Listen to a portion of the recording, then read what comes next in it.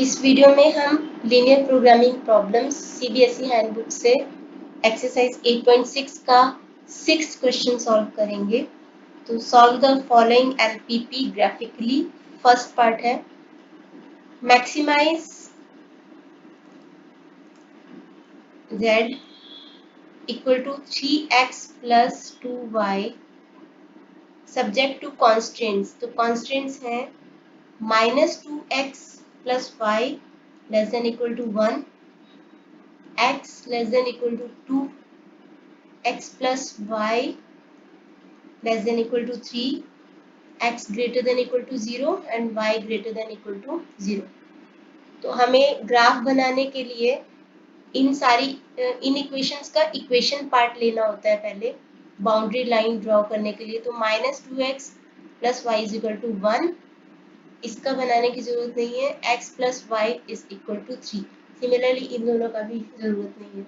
तो first part का हम पहले टेबल बनाएंगे x और y वैल्यूज के लिए। तो अगर मैं x को 0 पुट करती हूँ तो -2 into 0 plus Y is equal to 1 equation part लेना है। तो x 0 है तो y विल बी 1, और अगर y 0 लेते हैं तो x क्या होगा 1/2, और माइनस का साइन है तो -1/2 यानी कि -0.5। इसका टेबल बनाएंगे।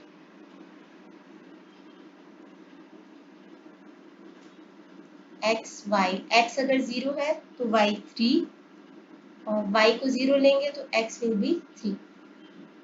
अभी हम इसका ग्राफ बनाते हैं। x की मैक्सिमम वैल्यू देख लो कहाँ तक है, 3 तक है, 0 3, और माइनस में 0.5 तक है।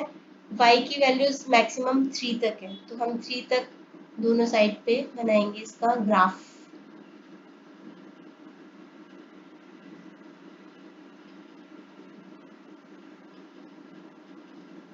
x की क्योंकि माइनस में भी है तो x की 0.5 है, तो हम पहले इधर 1 लेते हैं, और 1 का ये 0.1 तो ये -0.5 हो जाएगा। और इधर भी इसी तरह से सेम डिस्टेंस लेते हो 1 2 एंड 3। तो इसी तरह से y का 1 2 3 1 2 एंड 3। तो जब x 0 है तो y 1 है, इस अकॉर्डिंग y 0 है तो x -0.5 है, तो ये रहा। तो ये दोनों पॉइंट्स डिनोट करते हैं इस वाली इक्वेशन को, तो हम इन दोनों को ज्वाइन कर देंगे। और इसको थोड़ा लंबा लेना क्योंकि फर्स्ट क्वाड्रेंट में पूरा हमें शेडिंग करनी है। तो ये लाइन डिनोट करती है -2x plus Y equal to 1। याद रखना बाउंड्री लाइन इक्वल टू के साइन को डिनोट करती है। जब हम शेडिंग करते हैं वो लेस देन मोर देन के साइन के अकॉर्डिंग करते हैं। तो ये लाइन है। आगे है x plus Y equal to 3। इसके हैं x 0 तो y 3, तो मतलब यहाँ पे y 0 है तो x 3, तो यहाँ पे है इसका पॉइंट। ये दोनों पॉइंट्स को हम ज्वाइन कर देंगे।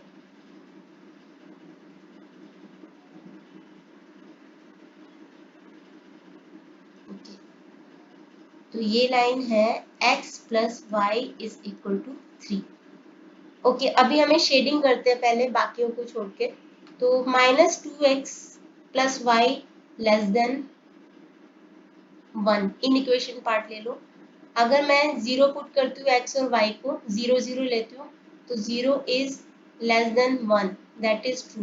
मैं 0 0 क्यों ले रही हूँ, क्योंकि 0 0 डिनोट करता है ओरिजिन एरिया को। मुझे ये देखना है कि ओरिजिन एरिया इस इन इक्वेशन का सॉल्यूशन रीजन है कि नहीं। अगर मैं x 0 और y 0 लूँ तो यस दिस इज ट्रू, तो दैट मीन्स ओरिजिन एरिया यानी कि ये 0 0 वाला ओरिजिन एरिया, उस तरफ मैं इसकी शेडिंग करूंगी। अब ये लाइन है -2x प्लस वाई इधर, तो इसकी शेडिंग इस तरफ होगी। आगे है ये x plus Y less than 3, तो 0 0 पुट करने से लेस देन 3, तो दिस इज ऑल्सो ट्रू। तो दैट मीन्स कि ये जो लाइन है इस ओरिजिन एरिया की तरफ इसकी शेडिंग हो जाएगी इस तरफ। ओके, अब हम बाकियों को लेते हैं। x less than equal to 2, तो ये रहा हमारा 2x। तो यहाँ पे एक लाइन ड्रॉ करेंगे ऐसे करके। तो ये लाइन किसको डिनोट करती है? x plus Y, sorry, x is equal to 2, x is equal to 2। तो लेस देन है तो दैट मीन्स कि 2 इधर वाली साइड पे, ठीक है, इधर वाली साइड पे, और ये कॉमन रीजन वाली साइड पे हम करते हैं। x greater than equal to 0 मतलब कि ये वाला part, okay, positive. y greater than equal to 0 मतलब कि ये ऊपर वाला पार्ट, नीचे नेगेटिव है। तो अभी हमारे पास ये कॉमन रीजन आ गया है कि ये हमारे पास कॉमन रीजन है। अब इसके कितने कॉर्नर पॉइंट्स हैं, बहुत ध्यान से शेडिंग करनी होती है क्योंकि उसी के बेस पे हमारा क्वेश्चन होता है। तो ये है O, ये है A, और ये पॉइंट है B, ये पॉइंट है C, और ये पॉइंट है D। अब हम इनके कॉर्नर पॉइंट्स निकाल लेते हैं, O, A, B, C and D। तो O कौन सा पॉइंट है? O पॉइंट है 0 0, ऑरिजिन तो कॉर्नर पॉइंट्स हैं 0 0, A है, सॉरी, 0 1, 0 1, ठीक है, और B पॉइंट है, ये जहाँ भी ये दो लाइनें एक दूसरे को इंटरसेक्ट करते हैं, अभी इसको छोड़ देते हैं। C भी इंटरसेक्ट वाला है, उसको छोड़ दो। D पॉइंट के कोऑर्डिनेट्स क्या हैं? D पॉइंट के कोऑर्डिनेट्स हैं 2 एंड 0। अब B पॉइंट कौन सा है? B पॉइंट वो है जहाँ पे ये -2x plus Y is equal to 1 और x plus Y is equal to 3 एक दूसरे को इंटरसेक्ट करते हैं। तो हमें ये इंटरसेक्शन B पॉइंट निकालने के लिए इन दोनों इक्वेशन पार्ट को लेना पड़ेगा। -2x plus Y is equal to 1 और x plus Y is equal to 3। तो क्योंकि कोफिशिएंट ऑफ y यहाँ पे 1 1 है, इसी को लेते हैं, ये प्लस है ये प्लस है, तो हम सब्ट्रैक्ट कर देते हैं ताकि ये कट जाए। तो पूरी इक्वेशन को हम सब्ट्रैक्ट कर देते हैं, इधर आ जाएगा -3x इज इक्वल टू -2, तो x आ जाएगा 2/3। अगर हम x की इस वैल्यू को इन इक्वेशन में से कहीं पे भी पुट करें दोनों में से, तो y की वैल्यू आ जाएगी 7/3। तो b की वैल्यू क्या आ जाएगी? 2/3 एंड 7/3। इसी तरह से C ये पॉइंट है जहां पे x plus Y equal to 3 और x इज इक्वल टू 2 एक दूसरे को इंटरसेक्ट करते हैं। तो x 2 है तो y क्या होगा? 2 यहाँ पे पुट कर दो तो y क्या होगा? 1। तो 2 और 1, तो C के कोऑर्डिनेट्स क्या होंगे? 2 और 1। अब हमें क्या करना है? इन कॉर्नर पॉइंट्स के बेसिस पे z की वैल्यू निकालनी है। z की वैल्यू क्या है? 3x plus 2y। तो पहले 0 0, तो 3 0 2 0, ये आ जाएगा 0। आगे है 3 0 एंड 2 1, तो ये आ जाएगा 2। 3 2/3 प्लस 2 7/3, इनको सॉल्व करके आ जाएगा 20/3 मतलब 6.7। 2 1 तो 3 2 और 2 1, तो यहाँ पे आ जाएगा 8। यहाँ पे है 2 0, तो 3 2 और 2 0, तो यहाँ पे आएगा 6। तो z की हमें क्योंकि मैक्सिमाइज करना है, तो z की मैक्सिमम वैल्यू है 8। 8 वैल्यू है z की, जो कि कहाँ पे है? 2 और 1 पे। तो 2 और 1, x will be 2 and y will be 1, तो ये हमारा आंसर होगा। इस क्वेश्चन का सेकंड और थर्ड पार्ट एकदम इसके जैसा है। फोर्थ और फिफ्थ क्वाइट डिफरेंट है और थोड़े टफ भी हैं, तो मैं फोर्थ पार्ट स्टार्ट कर रही हूँ। 6 का फोर्थ पार्ट है maximise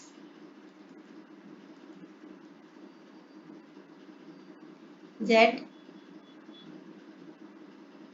equal to -x plus 2y subject to constants. तो कॉन्स्टेंट्स क्या है? -0.5x plus y less than equal to 2 और है x minus y less than equal to -1 और है x greater than equal to 0 and y greater than equal to 0। तो इनका table बनाने की जरूरत नहीं है, टेबल आप अपनी कन्वीनियंस के लिए बनाते हो, बनाना जरूरी नहीं है। x एंड y, तो अगर मैं x 0 लेती हूँ तो y आ जाएगा 2। अगर y 0 लेती हूँ तो ये देखो 0.5 x y अगर 0 लेती हूँ तो इज इक्वल टू 2। हमें टेबल बनाने के लिए खाली इक्वेशन पार्ट लेना होता है, तो 2 तो minus 0.5x is equal to 2। x क्या होगा 2 अपॉन 0.5 और ये माइनस भी आ जाएगा। देखो अगर हमें पॉइंट डेसिमल को खत्म करना होता है तो हम opposite part of the fraction पे उतने जीरो ले लेते हैं। तो पॉइंट के बाद एक ही डिजिट है 5, तो ऊपर एक ही जीरो लग जाएगा, नीचे 5। तो ये हो जाएगा x की वैल्यू आ जाएगी -4। तो x की वैल्यू यहाँ पे हम लिख लेंगे -4।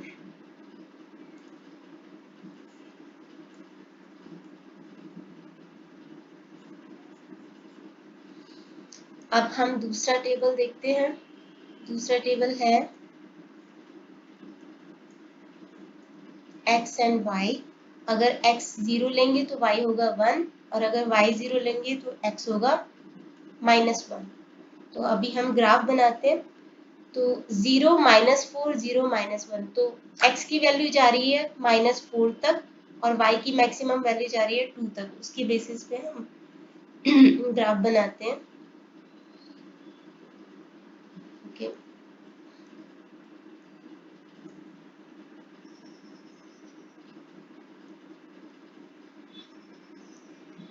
y की वैल्यू जाती है 2 तक मैक्सिमम। तो ये है ओरिजिन, y की वैल्यू है 1 एंड 2, 1 एंड 2 और x की वैल्यू है -4 तक। तो 1 2 3 एंड 4, -4 -3 -2 एंड -1। ओके, अभी हम x 0 है तो y 2, तो ये हो गया हमारा, और y 0 है तो x -4, तो ये पॉइंट है। इन दोनों पॉइंट्स को हम मिला लेते हैं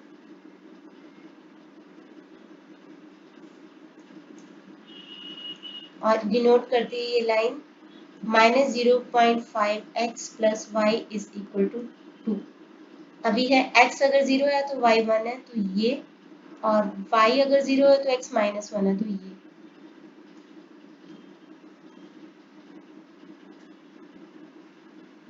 ये दोनों पॉइंट लाइन एक दूसरे को इंटरसेक्ट करेंगे कहीं पे जाके। तो ये लाइन डिनोट करती है x minus y is equal to -1। अभी हम शेडिंग करते हैं पहले इनके हिसाब से। तो अगर मैं, ये था -0.5x plus Y less then 2, तो 0 0 पुट करते हैं तो 0 is less than 2 which is true. So that means कि ये जो लाइन है कौन सी, ये वाली -5x वाली, इसकी शेडिंग कहाँ पे होगी, नीचे की तरफ। ओरिजिन एरिया इधर है 0 0, तो ये लाइन है तो शेडिंग नीचे की तरफ होगी। अभी ये वाली लाइन यहाँ पे अगर मैं x minus y less than -1 है, 0 0 पुट करूँ तो less than -1 which is not true, क्योंकि 0 इज मोर देन -1। तो क्या होगा कि ये थी ये वाली लाइन। अभी क्या होगा कि ओरिजिन एरिया इधर है, तो हम ओरिजिन एरिया से परे की तरफ, इधर की तरफ इसकी शेडिंग करेंगे। ओके, अभी है x greater than equal to 0, तो greater than equal to 0 that means कि ये वाला एरिया, बट हमें क्योंकि कॉमन रीजन लेना है तो ये एरिया।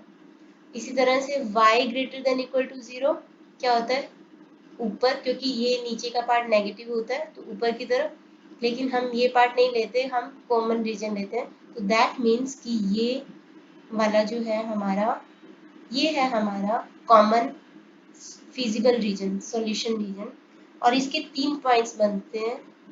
तो शेडिंग करना बहुत इंपॉर्टेंट है इन क्वेश्चंस में। तो ए ओ ले लेते हैं इसको, O A and B, 3 points है corner points, O A and B.